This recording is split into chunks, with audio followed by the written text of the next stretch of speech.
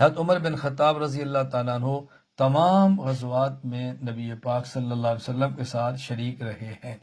حضرت عمر چنانچہ امام تقی الدین ابو الفتح محمد بن علی بن وہب بن مطیع القشیری المروح ابن دقیق العید رحمہ اللہ وفات 702 ہجری شرح الالمام باحادیث الاحکام اس میں فرماتے ہیں بشاہد عمر رضی اللہ تعالی عنہ مع رسول اللہ صلی اللہ علیہ وسلم بدرن و احدن والخندق و بیعت الرضوان و خیبر والفتح و حنین و تبوک و سائر المشاہد وکان شدیدا علی الکفار والمنافقین۔ حضرت عمر رضی اللہ تعالیٰ کی ایک بہت بڑی خصوصیت اور آپ کی بہت بڑی خوبی یہ ہے کہ بہت سارے امور شریعت میں جو آپ مشورہ دیتے تھے وہی باتیں قرآن بن کر نازل آتی، وہی بن کر آ جاتی۔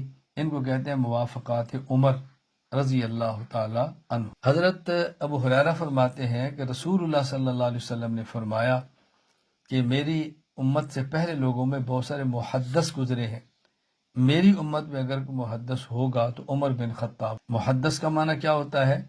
محدث کا معنی ہوتا ہے الملہم الذی یلقی الشیء فی روعہ کأنہ قد حدث بہ، یعنی محدث ایسے شخص کو کہتے ہیں۔